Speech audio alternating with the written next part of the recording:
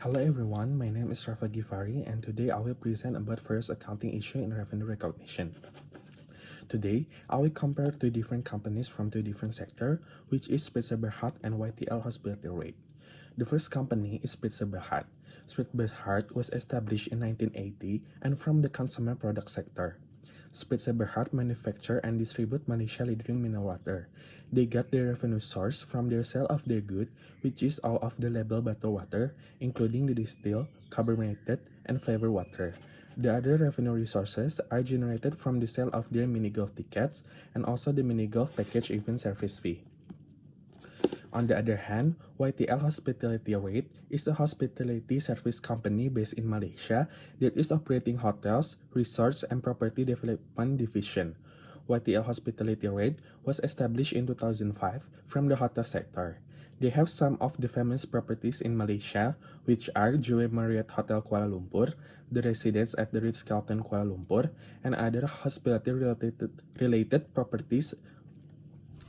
The primary source of their revenue is from providing service of their rental room and facilities for their guests, such as restaurant and laundry service.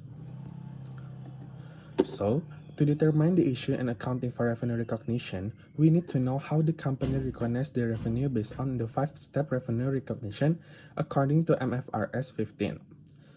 First step of revenue recognition is by identifying the contract with customer. For Pizza Berhad, we can see that valid contract occurs since the company has an obligation to deliver the product, which is bottled water, and has the right to receive the payment of this bottled water from their distributor or customer. While for YTL Hospitality Rate, a valid contract occurs since they have an obligation to provide hospitality service such as hotel rooms, hotel facilities, and have the right to receive the payment from their hotel guests.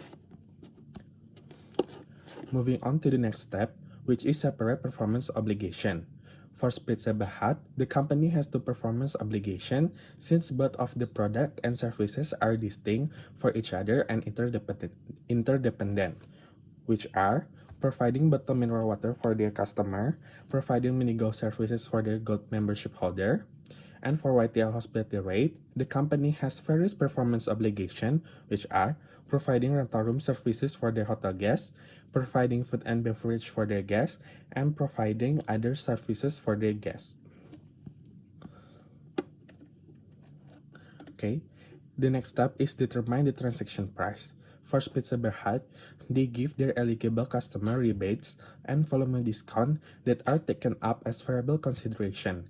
However, the rate of the volume discount and rebate that provided for their eligible customer is not mentioned in the annual report. While for YTL Hospitality Rate, the company did not mention what method they used to determine the transaction price. However, there is interest revenue that is mentioned in the disclosure note. Hence, we assume that the company used the time value of money method to determine their transaction price. Moving on to the fourth step, which is allocating transaction price to separate performance obligation. Both of the companies did not mention anything about their method to allocate the transaction price to separate performance obligation. After analyzing the annual report, we assume that the companies sell goods or services on a standalone basis. We also assume that both of companies use the adjusted market approach that refers to the price from their competitors for similar goods or services. Next, the last step of revenue recognition is to recognize revenue when each performance obligation is satisfied. For Pizza Berhad, the company's revenue is recognized when their products have been delivered to customers' specific location, while YTL Hospitality Rate mentioned the time when they recognize the revenue from every source, which are the room revenue is recognized when customers have already finished their duration of stay. For function and buckets, the revenue is recognized when all the performance obligations are satisfied. For rental income from operating leases is being recognized over the term of the lease using the straight line basis method.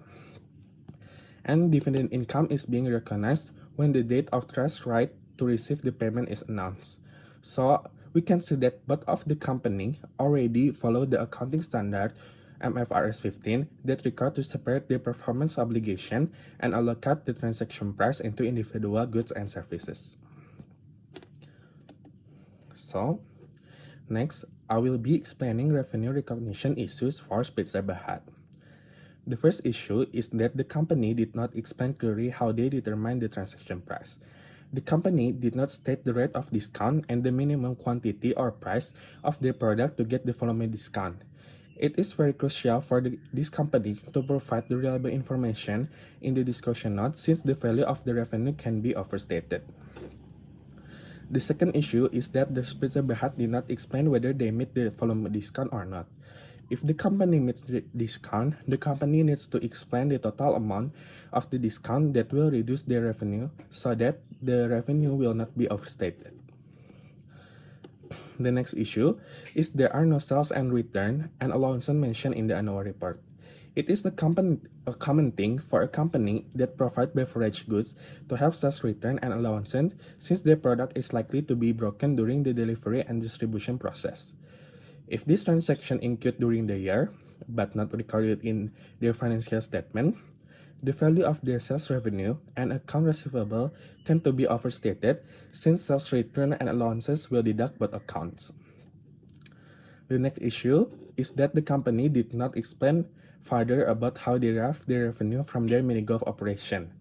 They barely explain about these sources since the whole annual report is mainly focusing on the sale of their mineral water product. The last issue is that frictional sales can be done by the company by overstating their sales revenue that can lead to higher income since they have a lot of competitors.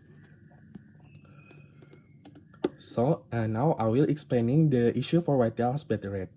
We can see that the first and second issue is the transparency of their annual report since they did not mention anything about how they determine the transaction price and allocating this price into separate performance obligation. The next issue is the difficulty to sell goods and services on a standalone basis since the company performed a lot of performance obligation in reality compared to the one that is mentioned in the annual report. For example, the hotel industry often provides discount or a package during a peak season. The package usually will include some benefits for the guests including free breakfast, spa service, or even dinner service. It means that in a single transaction price that the hotel guest paid, the company performed many obligations. It is very hard for the company to allocate the transaction price since the price changes by the time. If the company did not sell the goods and services on a standalone basis, their revenue can be overstated. Okay, moving on to the last issue. The last issue is that the company can recognize revenue earlier before they satisfy their performance obligation that it can generate higher profit in the current period. The company often recognizes revenue on the date when the hotel guests met the booking payment, not on the date when the guests finish their stay, which means that they recognize service revenue instead of unearned revenue. It can be unearned service revenue, or it can be unearned sales revenue from the laundry or for the food or beverage. This can lead to an issue if the booking is in the current year accounting period, while the customer finished their stay on the next accounting period. Therefore, the revenue amount will be overstated, and also the profit amount will be overstated. So, in conclusion, both of the companies already implement MFRS 15 and 5-step criteria in recognizing their revenue. Both of the company have different issues since they are from different sectors. After analyzing the annual report and 5-step model, this issue occurs because of the transparency issue of their annual report. So we cannot determine whether the company is overstating or understating their revenue amount in their financial statement.